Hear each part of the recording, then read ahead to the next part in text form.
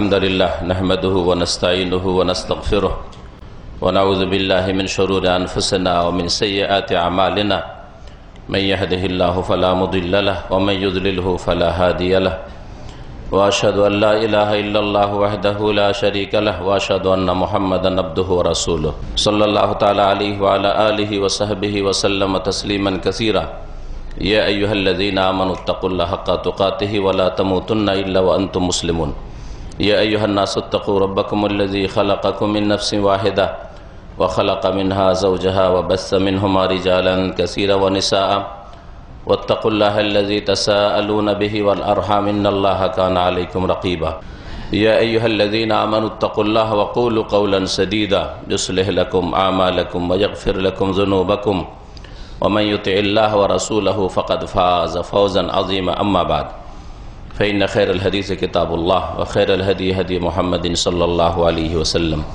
وشر الأمور محدثاتها وكل محدثة بدعة وكل بدعة ضلالة وكل ضلالة في النار أعوذ بالله من الشيطان الرجيم وأن هذا صراطي مستقيما فاتبعوه ولا تتبعوا السبل فتفرق بكم عن سبيله ذلكم وصاكم به لعلكم تتقون আল্লাহ পাক রব্বুল আলমিনের যাবতীয় প্রশংসা যে আল্লাহ পাক রব্বুল আলমিন তাদের জন্য দ্বীন ইসলাম নাজিল করেছেন, যেটা হচ্ছে সিরাতে মুস্তাকিম, যেটার নাম হচ্ছে সরল পথ। যে সিরাতে মুস্তাকিমের কামনা চাওয়ার দোয়া আল্লাহ পাক শিখিয়েছেন আমাদের সূরাতুল ফাতিহায়। যে সূরা ফাতিহা তিলাওয়াত না করলে কোনো সালাত হয় না, কোনো রাকাত হয় না, ফরজ হোক আর সুন্নত হোক আর নফল হোক। এই সরল পথ হচ্ছে আপনার আকীদা বিশ্বাসের ক্ষেত্রে, ঈমানের বিষয়গুলির ক্ষেত্রে আল্লাহ পাক রব্বুল আলামিন যেইভাবে ঈমান রাখতে বলেছেন, যেসব বিষয়ের প্রতি ঈমান রাখতে বলেছেন, বিশ্বাস স্থাপন করতে বলেছেন, তার উপর অটলতা। সব সময় যেন আপনার ঈমান সেসব বিষয়ের ওপর থাকে, আর ঈমানে কোনো রকমের ঈমানের বিপরীত বিষয় না আসে। সিরাতে মুস্তাকিম হচ্ছে আল্লাহ পাকের ইবাদত বন্দেগী যেই পরিমাণে যেইভাবে আল্লাহ পাক ফরজ করেছেন সেইভাবে অটলতার সাথে আদায় করা। আখলাক আমলের ক্ষেত্রে, আদান প্রদানের ক্ষেত্রে, মামলাতের ক্ষেত্রে, হালাল হারামের ক্ষেত্রে, করণীয় বর্জনীয়ের ক্ষেত্রে, মানুষের সাথে আচার আচরণের ক্ষেত্রে যেভাবে আল্লাহ পাক রব্বুল আলামিন দিক নির্দেশনা দিয়েছেন তার রাসূল সাল্লাল্লাহু আলাইহি সাল্লামের মাধ্যমে, সেইভাবেই জীবনযাপন করাই হচ্ছে। আর তার উপর অটল থাকা, ক্ষণিকের জন্য নয়, সাময়িক নয়, পরিবেশ যেমন সেই রকম করা নয়, বরং সর্ব অবস্থায় আল্লাহ পাক রব্বুল আলামিনের দ্বীনের ওপর অটলতার নাম হচ্ছে আপনার আখলাক আমলের সুরক্ষার নাম হচ্ছে আপনার মামলাত, হালাল হারাম, বৈধ অবৈধ, করণীয় বর্জনীয়ের ক্ষেত্রে খাবেন খাবেন না এসবের ওপর অটলতা। আল্লাহ পাক যেইভাবে হিদায়াত দান করেছেন, যেইভাবে রাস্তা দেখেন, সেইভাবে দ্বীনের ওপর অটল থাকার নাম হচ্ছে আসল সিরাতে মুস্তাকিম। আল্লাহ পাক এই সিরাতে মুস্তাকিমের অনুসরণ করতে বলেছেন, আর এর বিপরীত যেই কাজ কথাগুলি রয়েছে, যেই পথ মতগুলি রয়েছে, সেগুলি থেকে সতর্ক সাবধান করেছেন। সেগুলি হচ্ছে শয়তানের রাস্তা। মহান আল্লাহ ইরশাদ করেছেন সূরাতুল আনআমের একটি আয়াতে, ওয়ান্না হাযা সিরাতি মুস্তাকিমা, নিঃসন্দেহে এই হচ্ছে আমার সিরাতে মুস্তাকিম, এই হচ্ছে আমার দেয়া, আমার বাতলে দেওয়া সিরাতে মুস্তাকিম, সরল পথ। সিরাতি মুস্তাকিমা, সিরাত মানে হচ্ছে পথ, আর মুস্তাকিম মানে সোজা সরল। সরল সোজা পথ হচ্ছে এই আমার, যা আমি আল কোরআনে তোমাদেরকে জানিয়ে দিয়েছি, যেই পথ সম্পর্কে আমার রাসূল সাল্লাল্লাহু আলাইহি ওয়াসাল্লাম তোমাদেরকে জানিয়ে দিয়েছেন। ওমা আতাকুমুর রাসূলু ফাখুযুহু, যা রাসূল সাল্লাল্লাহু আলাইহি ওয়াসাল্লাম দেন তা তোমরা গ্রহণ করো, নিয়ে নাও। ওমা নাহাকুম আনহু ফান্তাহু, আর যা থেকে বারণ করেন তা থেকে তোমরা বিরত থাকো। ওয়া আন্না হাযা সিরাতি মুস্তাকিম, নিঃসন্দেহে এই হচ্ছে আমার সরল পথ। ফাত্তাবিউহু, সুতরাং তার অনুসরণ করো, সেই পথে অবিচল থাকো। ওয়ালা তাত্তাবিউস সুবুল, আর ডানে বামে বহু রাস্তা রয়েছে। ঈমানের ক্ষেত্রে শিরক রয়েছে, সুন্নতের ক্ষেত্রে বিদআত রয়েছে, ইবাদতের ক্ষেত্রে ইবাদত থেকে বিমুখতা রয়েছে, ইবাদতে ত্রুটি গাফিলতি রয়েছে। ফরজ অজেব আদায় করায় ঘাটতি রয়েছে, এগুলি হচ্ছে সবল শয়তানের বহু রাস্তা ডানে বামে। আখলাক আমলের ক্ষেত্রে, আদান প্রদানের ক্ষেত্রে হালালের বিপরীত ডানে বামে হারামের পথ রয়েছে। ভালো উত্তম আচরণের ক্ষেত্রে মন্দ আচরণ রয়েছে, খারাপ ব্যবহার রয়েছে। করণীয়ের ক্ষেত্রে করণীয় যে আল্লাহ পাক বলেছেন তা ছেড়ে দিয়ে বর্জনীয় এসব পথ ডানে বামের পথ সবল। ওয়ালা তাত্তাবিউ সবুল, আল্লাহ বলছেন যে বহু রাস্তা রয়েছে। সাবিলের বহু বচন হচ্ছে সবল। সাবিল মানে একটি রাস্তা, আর সবল মানে অনেক রাস্তা। ডানে বামে অনেক রাস্তা রয়েছে। যেমন রাজপথ দিয়ে চলে গেলে দেখবেন ডান দিকে বেশ কিছু রাস্তা 1 কিলোমিটার 2 কিলোমিটার 10 কিলোমিটার পর পর বেরিয়ে যাচ্ছে, এক্সিট চলে যাচ্ছে, আর বাম দিকে বহু রাস্তা বেরিয়ে চলে যাচ্ছে। এইরকম দিন ইসলামের যে সিরাতে মুস্তাকিম রয়েছে, সরল পথ, যেই পথের শেষ গন্তব্যস্থান হচ্ছে জান্নাত, আর যেই পথ আল্লাহ পাক রব্বুল আলামিনের পক্ষ থেকে বেরিয়ে এসেছে রাসূলুল্লাহ সাল্লাল্লাহু আলাইহি সাল্লামের মাধ্যমে, এই পথের ডানে বামে সবল বহু রাস্তা রয়েছে। মানুষের পথ মত, মানুষের তৈরি করা তরিকা পদ্ধতি নিয়ম, এসব হচ্ছে সবল। ওয়ালা তাত্তাবিউস সবুল, তোমরা সেসব পথের অনুসরণ করিও না যেগুলি ডানে বামে রয়েছে সিরাতে মুস্তাকিমের। যদি তাই করো, আল্লাহ পাকের সিরাতে মুস্তাকিম বাদ দিয়ে অন্য অন্য রাস্তার অনুসরণ করো, সেই পথগুলি দিয়ে রাস্তা ধরো, ফাতাফাররাকা বিকুম আন সাবিলিহি, তাহলে আল্লাহ পাকের পথ থেকে, রাস্তা থেকে তোমাদেরকে বিচ্ছিন্ন করে নিয়ে যাবে। যালিকুম ওয়াসাকুম বিহি, এই হচ্ছে আল্লাহ পাকের ওসিয়ত, উপদেশ তোমাদেরকে যা প্রদান করছেন। ওসিয়ত অত্যন্ত গুরুত্বপূর্ণ আমাদের কাছে। কোন উপদেশ, ওসিয়ত। যখন দেশ থেকে, বাড়ি থেকে বেরিয়ে আসেন, আপনার আব্বা কি ওসিয়ত করেছিলেন, আপনার আম্মা কি ওসিয়ত করেছিলেন, আপনার দাদা দাদি নানা নানি মুরব্বী আপনার উস্তাদ কি ওসিয়ত করেছিলেন, এই ওসিয়তগুলি মনে থাকে। মানুষের মৌতের সময় স্ত্রী ছেলে মেয়ে আপনজনদেরকে যে ওসিয়ত করে, উপদেশ বলে, শেষ বাণী বলে থাকে, এগুলি মানুষের জীবনে অত্যন্ত গুরুত্বপূর্ণ। বড় গুরুত্ব সহকারে শোনে, গুরুত্ব সহকারে মানে এবং গুরুত্ব সহকারে স্মরণে রাখে আল্লাহ পাক। আর এই সব ওসিয়তের চাইতে সবচেয়ে বড় ওসিয়ত হচ্ছে ওসিয়াতুল্লাহ, আল্লাহ পাক রব্বুল আলামিনের ওসিয়ত। যালিকুম ওয়াসাকুম বিহি, এই ওসিয়ত, এই উপদেশ আল্লাহ পাক রব্বুল আলামিন তোমাদেরকে প্রদান করছেন, যাতে করে তোমরা পাপমুক্ত থাকো, সংযত থাকো। কয়েকটি এখানে বিধিবিধান আল্লাহ পাক উল্লেখ করে, কয়েকটি বিষয়কে আল্লাহ পাক উল্লেখ করেছেন। কখনো তাত্তাকুন বলেছেন, কখনো তাযাক্কারুন, কখনো তাকিলুন, এইভাবে আল্লাহ পাক বলেছেন উপদেশ গ্রহণ করো, যাতে করে তোমরা এগুলিকে স্মরণে রাখো, যাতে করে এগুলিকে উপলব্ধি করো, যাতে তোমরা পাপ মুক্ত হইতে পারো। আল্লাহ পাক রব্বুল আলামিনের সিরাতে মুস্তাকিম তাহলে হচ্ছে দিনের ওপর, দিনের একটি দিক হচ্ছে বিশ্বাসের দিক। আপনার ইমানে তৌহিদে অটল থাকবেন, আপনি সুন্নতের অনুসরণে অটল থাকবেন, শিরক থেকে, বিদআত থেকে, ধর্মের নামে ভ্রান্ত পথ মত থেকে নিজেকে বাঁচিয়ে রাখবেন। ইবাদতের ক্ষেত্রে, ফরায়েজ ওয়াজিবাত আদায় করার ক্ষেত্রে, আর তার উপর অতিরিক্ত সুন্নাত মুস্তাহাবের ক্ষেত্রে যত্নবান হওয়ার ক্ষেত্রে আপনি অটল থাকবেন। এটা হচ্ছে সিরাতে মুস্তাকিম। হালাল হারামের ক্ষেত্রে, হারাম থেকে বাঁচার বিষয়ে আর হালাল পথে চলার ক্ষেত্রে আপনি দিনের ওপর অটল থাকবেন, এর নাম হচ্ছে সিরাতে মুস্তাকিম। আর এছাড়া যেগুলি ভিন্ন পথ রয়েছে সেগুলি হচ্ছে শয়তানের রাস্তা, সবুল। আল্লাহ পাক সবুল থেকে সতর্ক করেছেন। এ হচ্ছে দিন ইসলাম। আমরা এই কয়েকদিন আলহামদুলিল্লাহ রাব্বিল আলামিন, আল্লাহ পাক রব্বুল আলামিন যেসব ভাইদেরকে, মুমিন মুসলিম ভাই বোনদেরকে তৌফিক দান করেছে, তাদের আল্লাহ পাকের শুকরিয়া আদায় করা উচিত। বলুন আলহামদুলিল্লাহ। যে প্রথম জিলহজ থেকে শুরু করে 10টি জিলহজ গেল, যার বড়ই ফজিলত রয়েছে। জিলহজ মাসের 10 তারিখ পর্যন্ত শেষ হলো, তারপরে আবার শুরু হলো আইয়ামে তাশরিক, 11, 12, 13, এই দিনগুলিরও বড় ফজিলত রয়েছে। আর এই দিনগুলি তো বেশ কিছু ফরায়েজ ওয়াজিব তো সবসময় রয়েছে, ফরজ সালাত, ঈমান, নবীর অনুসরণ ইত্যাদি সব তো রয়েছে, কিন্তু অতিরিক্ত বেশ কিছু ইবাদত বন্দেগী রয়েছে। ফরজ ছাড়াও বেশ কিছু ইবাদত বন্দেগী এই দিনগুলিতে রয়েছে। আল্লাহ পাক যেসব ভাই বোনদেরকে তৌফিক দান করে, আল্লাহ পাকের শুকরিয়া আদায় করা উচিত। আর যেসব ভাইয়েরা গাফিলতিতে কাটিয়েছেন এই দিনগুলিতে, এই দিনগুলি আমাদের সামনে দিয়ে আসলো আর দ্রুত বেগে চলে গেল, আমরা কোন রকমের সংশোধন করতে পারলাম না, আমাদের ইসলাহ হইল না, আমাদের অন্তরের সংশোধন হইল, আত্মার পরিশুদ্ধি হইল, আত্মাকে পাক পবিত্র করলাম পাপ থেকে, অন্যায় থেকে, হিংসা থেকে, বিদ্বেষ থেকে, শত্রুতা থেকে, কুপ্রবৃত্তির অনুসরণ থেকে, পাপের কামনা বাসনা, অন্যায়ের যে অসৎ ইচ্ছা অন্তরে লুকায়িত রয়েছে মানুষের, আর শয়তান বারবার করে ওয়াসওয়াসা কুমন্ত্রণা দিয়ে থাকে, পাপের জন্য পরিচিত করে থাকে। এসব কথা যে মনে জাগে, এসব থেকে যারা আত্মার পরিশুদ্ধি করলো না, অন্তরকে পাক পবিত্র করলো না, ওয়াকাদ খাবা মান দাসসাহা।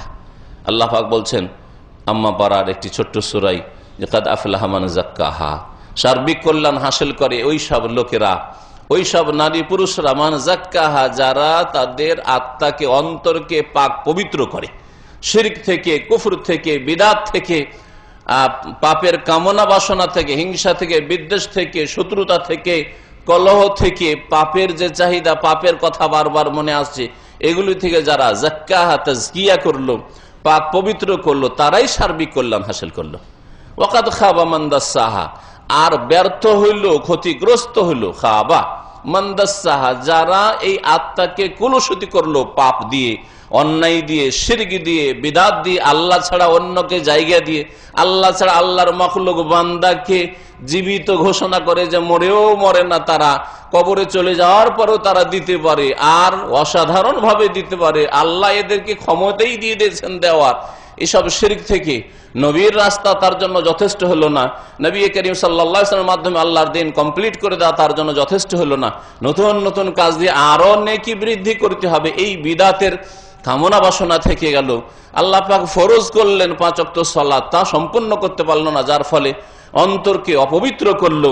আল্লাহ পাক সিয়াম ফরজ করলেন রমজানে, তা ঠিকভাবে আদায় করলো না পুরোপুরি ভাবে, এইভাবে আত্মাকে নাপাক করলো, অপবিত্র করলো। প্রতিদিন বহু রকমের পাপ করে আত্মাকে যারা নাপাক করে দেয়, কলুষিত করে, কালো করে দেয়, ওয়াকাদ খাবা, আল্লাহ বলছেন তারা ক্ষতিগ্রস্ত, তারা জীবনে ব্যর্থ, কামিয়াব নয়, তারা সাকসেস নয়। ওয়াকাদ খাবা মান দাসসাহা। আল্লাহ পাক রব্বুল আলামিন যে সিরাতে মুস্তাকিম দিয়েছেন, এই সিরাতে মুস্তাকিমের উপর অটলতা, এই অটলতার বিষয়টি অত্যন্ত গুরুত্বপূর্ণ। এই দিনগুলি কত ফজিলতের দিন, যে আল্লাহ পাক কসম করেছেন ওয়াল ফজরি ওয়াল লায়ালিন আশর, এই 10টি দিনের কসম করেছেন।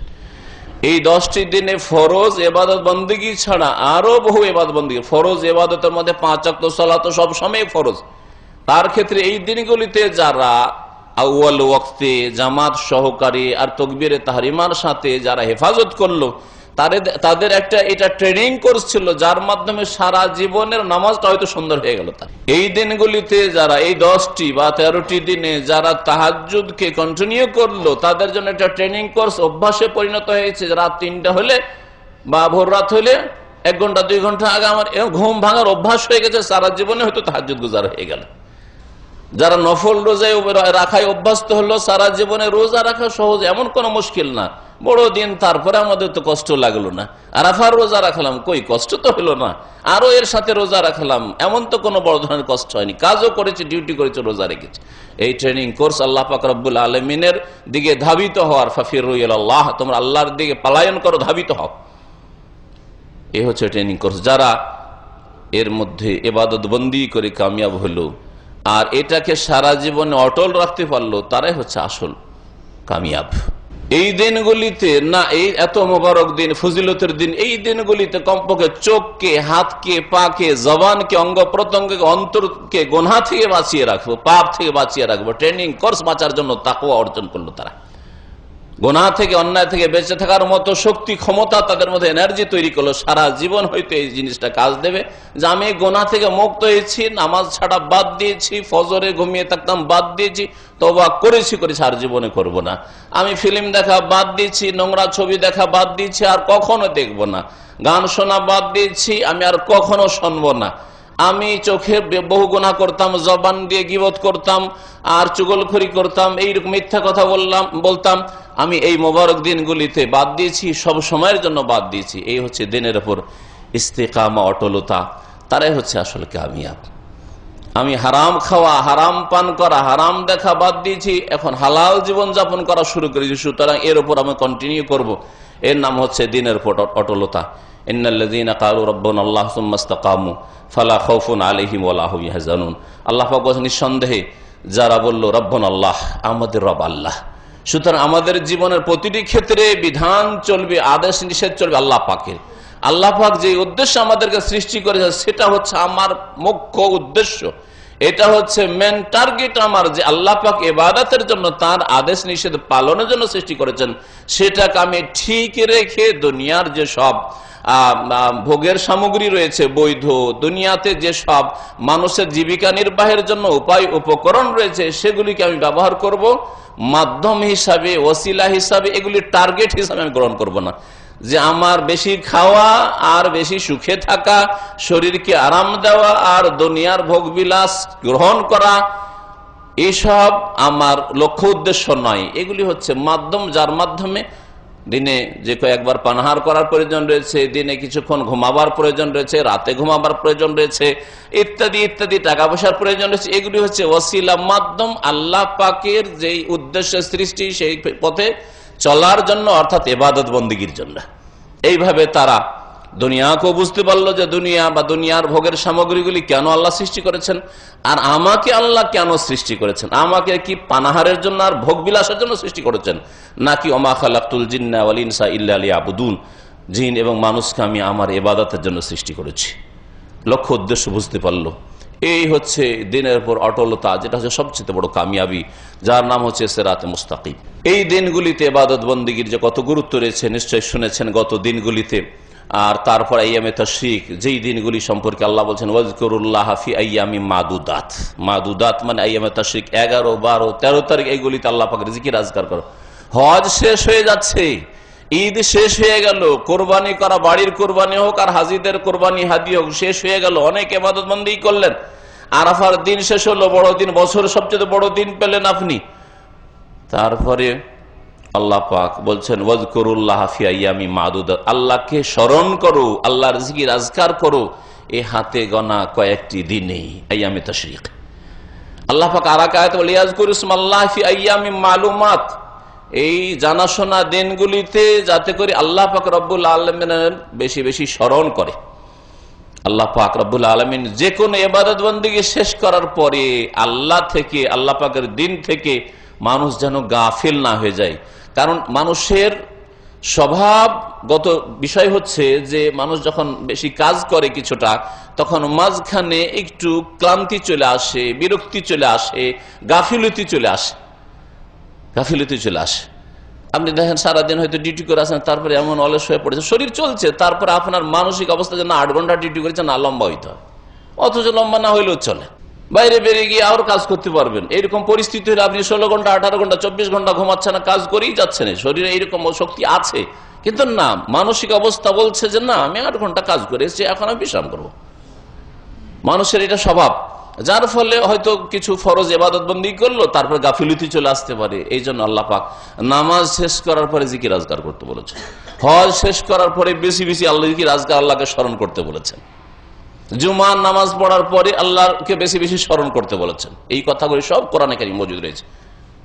ফাইজা কাযাইতুমুস সালাতা ফাযকুরুল্লাহা কিয়ামান ওয়া কুউদান ওয়া আলা জুনুবিকুম, তোমাদের নামাজ যখন 5 ওয়াক্ত সালাতের কথা আল্লাহ বলছেন, আর সেও নামাজ যদি ভয় ভীতির নামাজ হয়, সফরের নামাজ হয়, যেখানে দুশ্মনের ভয়, ফাইজা কাযাইতুমুস সালাহ, যখন নামাজ পুরা হয়ে যাবে, ফাযকুরুল্লাহ, নামাজ পুরা হয়ে গেল, এখন বাড়ি যাও, ঘুমাও, আর না হয় বিবির সাথে গল্প করো, আর না হয় হাটে বাজারে ঘোরাফেরা করো, যা পারবে তাই করো, কিন্তু আল্লাহ কি বলছেন ফাযকুরুল্লাহ, আল্লাহকে ভুলে যেও না। মসজিদে বেরিয়ে গেলে বাস গাফিল, এখন হারাম খাও, সুদ খাও, ঘুষ খাও, বেঈমানি করো, ধোঁকা দাও, যেইভাবে ইচ্ছা সেভাবে চলো না।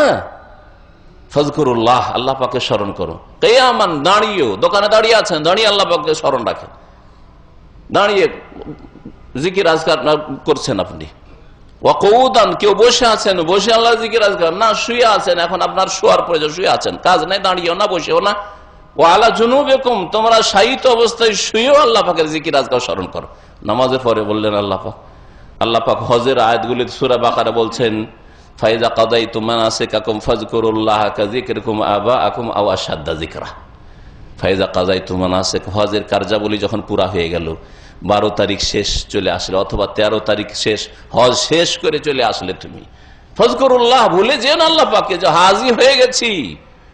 নবজাত সন্তান যেমন মাসুম হয়ে নিষ্পাপ হয়ে মায়ের পেট থেকে ভূমিষ্ঠ হয়ে আসে, ওই রকম হয়ে ফিরে আসছি, এই আমোদ ফুর্তিতে থাকিও না, ফাযকুরুল্লাহ, ভুলে যেন আল্লাহ পাকে। আবার পাপের দিকে চলে যাও না, আবার গুনাহে লিপ্ত হয়ে যাও না। ফাযকুরুল্লাহ, আল্লাহ পাকের স্মরণ করো, আল্লাহ পাকের জিকির আজকার করো। জিকির মানে স্মরণ করা, অন্তর থেকে স্মরণ করা সবচেয়ে বড় আল্লাহ পাকের জিকির। তারপরে জবান দিয়ে স্মরণ করবে, যাতে করে অন্তরের জিকিরটা, অন্তরের স্মরণটা মজবুত থাকে। কারণ জবানে যদি ভুলে যান তো অন্তর গাফিল হইতে লাগবে। সেই জন্য জবানের জিকির। আর মন্ত্রের মতো শুধু জবান জিকির করছে আর অন্তর আল্লাহর তৌহিদ থেকে, আল্লাহ পাকের রাস্তা থেকে, আল্লাহ পাকের ভয় থেকে গাফিল, এইরকম জিকিরে কোনো ফায়দা নেই। আজকাল প্রচলিত বিদাতীদের জিকিরের অবস্থাটা এরকম, জবানে তো খুব হাতে তসবিহ, খেলাধুলাও করছে, হাতে তসবিহ, জবানে হয়তো কিছু পড়ছে কিন্তু অন্তর গাফিল হয়েছে, পাপও করছে এই সময়। এইদিকে এক হাতে তসবিহ আর এক হাতে সিগারেটও তাদের থাকতে পারে, তসবিহ আছে হাতে, আবার লড়াই মারামারি পরে যেন মেজাজ গরম হয়ে গেল, মারামারি শুরু করে দিল তসবিহ হাতে নিয়ে, হইতে পারে। কিন্তু যার অন্তর জিকির করে, যার অন্তরে স্মরণ রয়েছে আল্লাহ পাকের, সেই ব্যক্তি কখনো অন্যায় পদক্ষেপ নিতে পারে না। আসল জিকির হচ্ছে অন্তরের জিকির। আর তারপরে তার বহিঃপ্রকাশ ঘটবে জবান দিয়ে, তার বহিঃপ্রকাশ ঘটবে আপনার অঙ্গ প্রত্যঙ্গ, হাত পা, শরীরের সমস্ত অঙ্গ দিয়ে, যে আল্লাহকে স্মরণ রেখেছেন। সেই জন্য আপনি এই অন্যায় কাজটি করলেন না, এই বাড়াবাড়িটা করলেন না, এই ভুলটাই করলেন না, এইদিকে আপনি এগিয়ে গেলেন না। আল্লাহ বলছেন ফাইজা কাযাইতুম মানাসিকাকুম, যখন তোমাদের হজের কাজগুলি পুরা হয়ে যাবে, ফাযকুরুল্লাহ কাযিকরিকুম আবাআকুম, তোমরা আল্লাহ পাককে স্মরণ করো যেমন তোমরা পূর্বপুরুষকে স্মরণ করো। বাপ মা মারা গেছে তারপরে ভুলেন না, দাদা দাদি মারা গেছে তাদেরকে ভুলেন না। কোন কোন তাফসীররা বলছেন জাহিলিয়াতের যুগের লোকেরা নবী সাল্লাল্লাহু আলাইহি সাল্লামের পূর্বে তারা হজ করত। আর হজ যখন মিনা থেকে 12 তারিখ 13 তারিখে শেষ হলো, তখন মিনার মাঠে ওরা একটা মেলা লাগাতো। ওই মেলার নামে আজকে যে মেন রাস্তা, যেটা মেনা দিয়ে গেছে মসজিদে খাইফের পাশ দিয়ে, সেই একটি রাস্তার নাম সুকুল আরব, শাহরে সুকুল আরব, সুকুল আরব স্ট্রিট। সুকুল আরব, আরব মানে আরব, আর সুক মানে হচ্ছে মেলা, আরবদের মেলা। তো ওই জায়গায় মেলা লাগতো। মেলা কি জন্য লাগাইতো? মেলা লাগার পরে বিভিন্ন গোত্র, কাবিলা, বংশ ওখানে একত্রিত হইতো।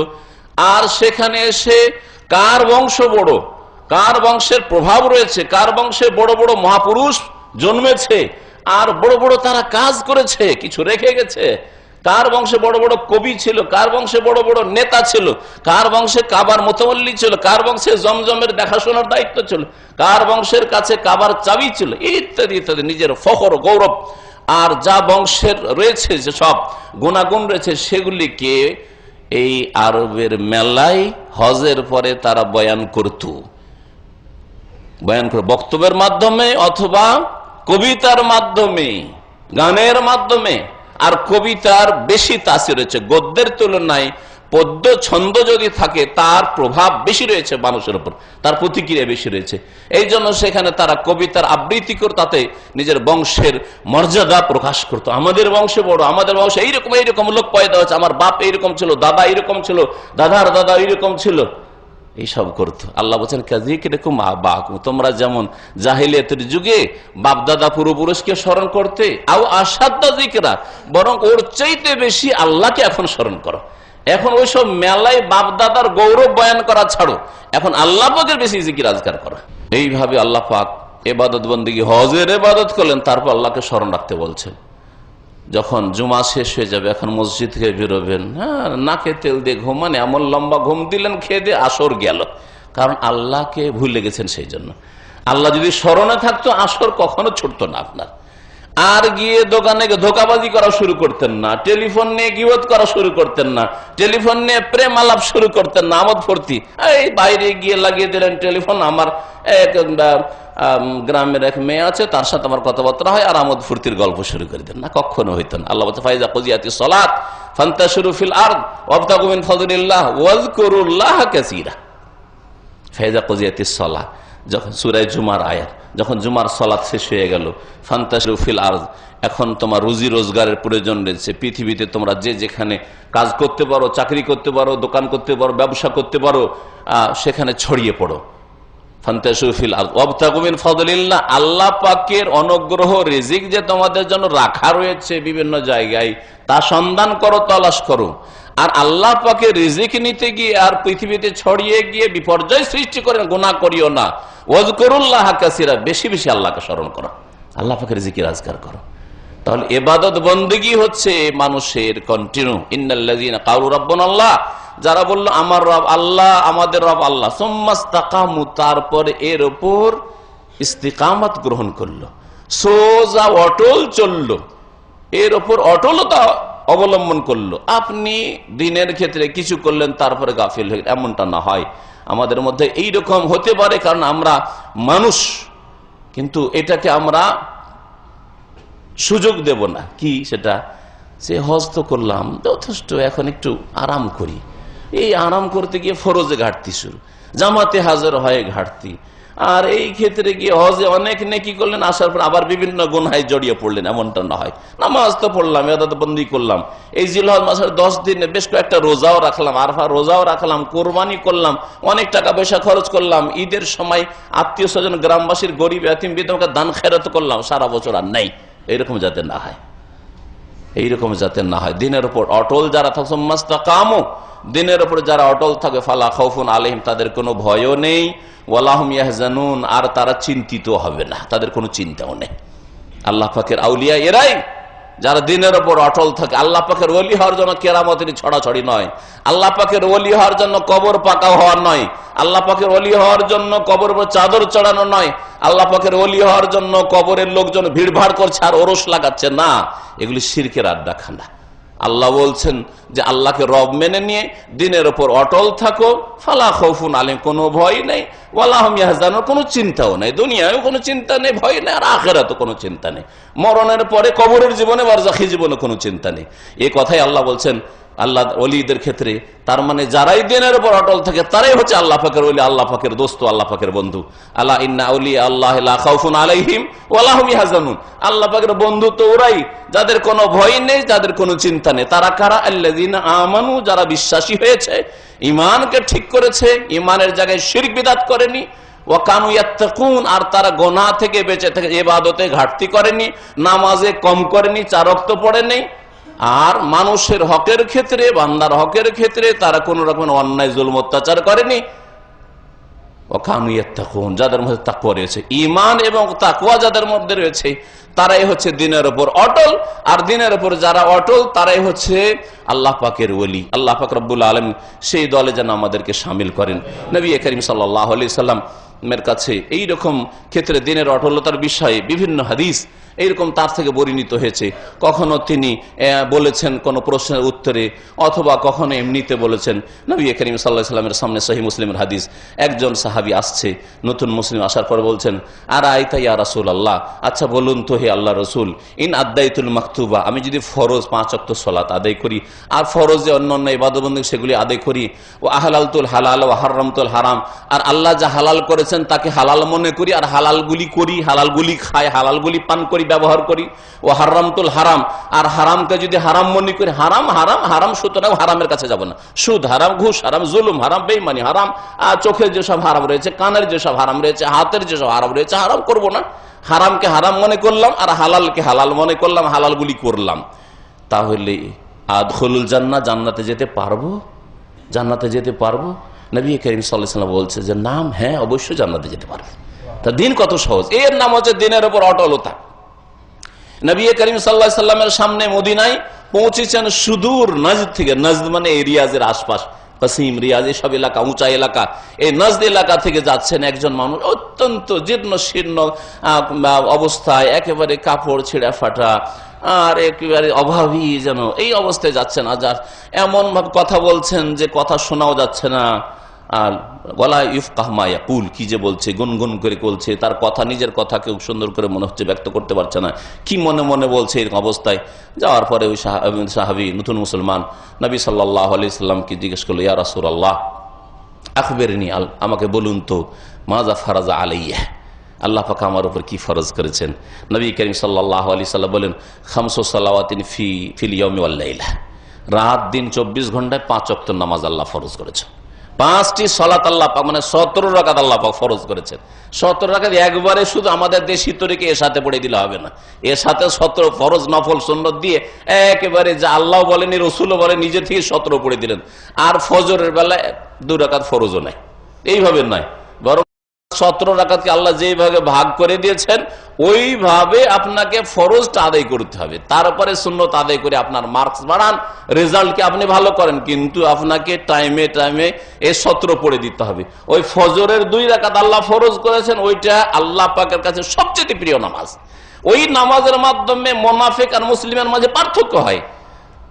জিজ্ঞেস করলেন সাহাবী, কি ফরজ? নবী বললেন সাল্লাল্লাহু আলাইহি ওয়াসাল্লাম যে 5 ওয়াক্ত নামাজ পড়তে হবে ফিল ইয়াউমি ওয়াল লাইলা, রাত দিন। হাল আলাইয়া গায়রাহুন্না, এর ছাড়া আর কিছু করতে হবে আমাকে? বলছেন লা। আর অন্য নামাজ পড়তে হবে, পড়া অবশ্যই পড়তে হবে কি? বলছেন লা, জরুরি নয়। ইল্লা আন তাতাওয়া, তবে যদি অতিরিক্ত হিসাবে তোমার রেজাল্ট ভালো করার জন্য পড়ো, নফল। তাতাওয়া মানে নফল। আমান তাতাওয়া খায়রান ফাইন্নাল্লাহ শাকিরুন আলিম। আল্লাহ পাক রব্বুল আলামিন বলছেন তাতাও শব্দ কোরআনে তাতাও মানে ফরজের অতিরিক্ত, সে সুন্নত হইতে পারে, মুস্তাহাব হইতে পারে, এমনি নামাজ হইতে পারে, তাহাজ্জুদ হইতে পারে, সালাতুল যোহা, চাশতে ইশরাক হইতে পারে। ইল্লা আনতা, তবে যদি তুমি সুন্নত নফল অতিরিক্ত পড়ো ভালো কথা। আর কিছু বলেন ওয়াজাকারা সিয়াম, রোজার কথা আসলো, সিয়াম রমজান, রমজান মাসে রোজার কথা বলে। রমজান মাসে রোজা রাখবে তুমি, সিয়াম পালন করবে। সাহাবী বলছেন ওই নাজদি ব্যক্তি, হাল আলাইয়া গায়রাহুন্না, এর ছাড়া কি আর কিছু করতে হবে? মানে রমজানের রোজা ছাড়া কি আর কোন রোজা ফরজ? বলছেন না, আর কোন রোজা ফরজ। সারা বছরে ওই রমজানে যদি 29-30টা যা আল্লাহ পাক করেছেন ওই রোজা যদি রেখে নাও যথেষ্ট তোমার জন্য। ইল্লা আন তাতাওয়া, তবে যদি অতিরিক্ত রোজা রাখতে চাও, যে আমি আরাফাতে রোজা রাখবো, জিলহজ মাসে এই 9 দিনেও রোজা রাখবো, আমি মুহররমের রোজা রাখবো, ইত্যাদি ইত্যাদি, যদি সোমবার বৃহস্পতিবার রাখবো, মাস আইয়াম 13, 14, 15 তারিখে রাখবো, ইল্লা আন তাতাওয়া, বেশি রাখবো, কোনো অসুবিধা নেই। সুম্মা যাকারা যাকাত, তারপরে যাকাতের আলোচনা আসল। নবী সাল্লাল্লাহু আলাইহি ওয়াসাল্লাম বলেন যে যাকাত আদায় করবে ধন সম্পদ হলে। তখন তিনি বলছেন হাল আলাইয়া গায়রাহুন্না, এই যাকাত দেওয়ার পরে 2.5% টাকা পয়সা হলে, স্বর্ণ চাঁদি হলে, আর যদি গরু ছাগল গবাদি পশু হয় তার নির্ধারিত পরিমাণ রয়েছে, এইসব যাকাত আদায় করার পরে হাল আলাইয়া গায়রাহুন্না, আরো কিছু করা আমার উপর ফরজ কি, বাধ্যবাধকতা আছে?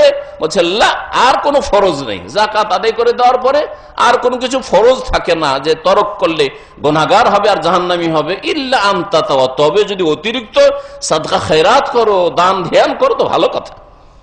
ইল্লা আন তাতাওয়া ফাদবার রাজুল, ওই লোক তখন টান দিল, চলে গেল। নবী করিম সাল্লাল্লাহু আলাইহি ওয়াসাল্লাম বললেন যে ইন সাদাকা দাখালা জান্নাহ। আর এক রিওয়ায়াতে রয়েছে আফলাহা ইন সাদাক, সে কামিয়াব হয়ে যাবে, সে জান্নাতি হয়ে যাবে যদি সত্য কথা বলে। যা বলে গেল, অঙ্গীকার যা করলো, কি বলেছিল সে শেষখানে এগুলি শোনার পরে? বলেছে ওয়াল্লাহি, আল্লাহর কসম করে বলছে, লা আজিদু আলা হাযা ওয়ালা আনকুসু, এর বেশিও করব না, এর কমও করব না। বেশি করব না মানে ফরজে বেশি করব না, এর মানে এই নয় যে উনি বলেছেন সুন্নত পড়বো না। না, সুন্নত যখন জানতে পারবেন তো সুন্নত অবশ্যই পড়বেন, কিন্তু কথা হচ্ছে সেটা ওই রকমের ফরজ বাধ্যবাধকতা তাতে নেই। যেই রকম ফরজ 5 ওয়াক্তের 17 রাকাত রয়েছে, জোহরে 4, আসরে 4, মাগরিবে 3, এশায় 4, ফজরে 2, এই 17 রাকাত যেমন আপনার ফরজ জবাবদেহি করতে হবে, না হলে জাহান্নামে যেতে হবে, না হলে ঈমান হারিয়ে ফেলবে, তেমন বিষয় নয় আসলে। কিন্তু আমাদের দেশের মূর্খ মানুষ সব যে পড়ে সবগুলি একরকম করে, আর যে ছাড়ে সবগুলি একরকম করে ছাড়ে। এই জাহিলিয়াত আর এই মূর্খতা আমাদের সমাজে বিরাজ করছে। ওই সাহাবী যখন বলে ওয়াল্লাহি, আল্লাহর কসম করে বলছে লা আজিদু আলা হাযা, এরপর বাড়াবো না, মানে 17 রাকাত ফরজ আমি 19 রাকাত করব না। জোহরে 4 ফরজ 5 রাকাত 6 রাকাত পড়বো, এটাও করব না। ফজরে 2 রাকাত ফরজ আমি পড়ে ফেলবো 4, এটাও করব না। মাগরিবে 3 আমি পড়ে ফেলবো 4, এটাও করব না। ওয়ালা আনকুসার, কমাবো না, বাড়াবো না, কমাবো না। আজকালকার যেমন কম করা মুসলমান, অধিকাংশ মুসলিমদের নামাজ কেউ 4 রাকাত, কেউ 3 রাকাত, কেউ খেয়াল খুশি রাকাত, যেদিন যত রাকাত পারলো পড়লো। আর কেউ জুমা পড়া মুসলিম, কেউ ঈদ পড়া মুসলিম। এদের জন্য তো নাজাতের কথা বলেননি, এদের জন্য তো জান্নাতের কথা বলেননি। রাসূলুল্লাহ সাল্লাল্লাহু আলাইহি ওয়াসাল্লাম বলছেন যে যেই ব্যক্তি কসম করে বলল আমি বাড়াবো না, বিদআত করব না, আর কমাবো না, ফাসিক হব না। কাবিরা গুনাহ আমি বিদআত করে করব না, কাবিরা গুনাহ আমি ঘাটতি ফরজে ঘাটতি করে করব না। ফরজ নামাজে, ফরজ রোজায়, ফরজ যাকাতে ঘাটতিও করব না, আর বাড়াবো না। তখন রাসূলুল্লাহ সাল্লাল্লাহু আলাইহি ওয়াসাল্লাম বললেন আফলাহা ইন সাদাকা, এই যদি সত্যবাদী হয়, এর কথাই যদি সততা থাকে, আর এর ওপর যদি অটল থাকে, তাহলে সে কামিয়াব হয়ে গেল, সফল হয়ে গেল। আফলাহা দাখাল ইন সাদাকা দাখালাল জান্নাহ, যদি সত্য কথা বলে তো অবশ্যই জান্নাতে যাবে। এই হচ্ছে দিনের পর অটলতা, যে আপনার সারা জীবনে কখনো যেন 1 রাকাত ফরজ নামাজ না ছুটে। আপনার জীবনে কোন রমজানে একটি রোজাও যেন না ছুটে।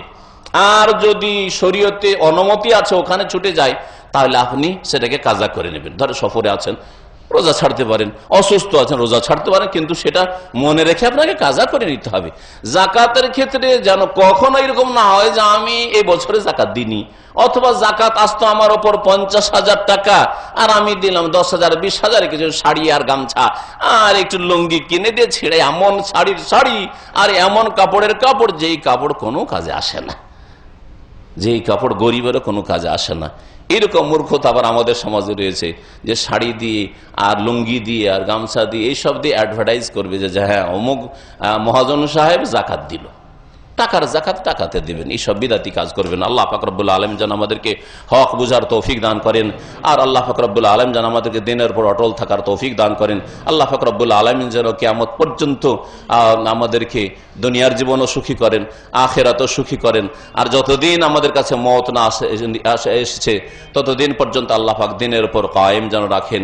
ওয়ালা তামুতুন্না ইল্লা ওয়া আনতুম মুসলিমুন, এই আয়াতের উপর আমল করার যেন তৌফিক দান করেন। ওয়াবুদ রাব্বাকা হাত্তা ইয়াতিয়াকাল ইয়াকিন, তোমার মওত আসা পর্যন্ত আল্লাহ পাকের ইবাদত চালিয়ে যাও, এর উপর যেন আমাদেরকে আমল করার যেন তৌফিক দান করেন। আল্লাহ পাক 5 ওয়াক্ত সালাতের হেফাজতের তৌফিক দান করেন। আল্লাহ পাক মাহে রমজানের সিয়ামের হেফাজতের তৌফিক দান করেন। আল্লাহ পাক যাকাত আদায়ের যেন তৌফিক দান করেন। আল্লাহ পাক বাইতুল্লাহর হজ আদায় করার যেন তৌফিক দান করেন। যেসব ভাইয়েরা হজ করলেন তাদের হজ যেন কবুল করেন। যেসব হাজী সাহেবেরা হজে এসেছেন তাদেরকে আল্লাহ পাক সহি সালামতে নিজ বাড়ি পর্যন্ত যেন পৌঁছিয়ে দেন। আর যারা এখনো হজ করতে পারেন আল্লাহ পাক তাদের যেন রুজিতে বরকত দান করেন, তাদের সকলকে যেন হিদায়াত দান করেন। আর দ্রুত ফরজ হজ যদি ফরজ হয়ে থাকে আল্লাহ পাক তাদেরকে আদায় করার যেন তৌফিক দান করেন। আল্লাহ পাক রব্বুল আলামিন আমাদের যেন জান মালের হেফাজত করেন, আমাদেরকে যেন সার্বিক সুস্থতা দান করেন, মানসিক শারীরিক সমস্ত পারিবারিক সমস্ত রকমের দিক থেকে আল্লাহ পাক যেন সুস্থতা দান করেন, হেফাজত করেন। আল্লাহ পাক আমাদেরকে সহি ইলম শিখার যেন তৌফিক দান করেন, আর সুন্নাত মোতাবেক আমল করার যেন তৌফিক দান করেন, রাসূলুল্লাহ সাল্লাল্লাহু আলাইহি ওয়াসাল্লামের তরিকা মোতাবেক চলার যেন তৌফিক দান করেন, সিরাতে মুস্তাকিম সরল পথে যেন অটল থাকার তৌফিক দান করেন। শিরক আর বিদআতের পথ থেকে, গুমরাহির পথ থেকে, ফাসিকদের পথ থেকে, নাস্তিকদের পথ থেকে আল্লাহ পাক যেন আমাদেরকে বাঁচিয়ে রাখেন, আমাদের পরিবার পরিজন ছেলে মেয়েদেরকে যেন বাঁচিয়ে রাখেন, আগামী প্রজন্মকে আল্লাহ পাক যেন বাঁচিয়ে রাখেন। সুবহান রাব্বিকা রাব্বিল ইজ্জাতি আম্মা ইয়াসিফুন ওয়া সালামুন আলাল মুরসালিন ওয়াল হামদুলিল্লাহি রাব্বিল আলামিন।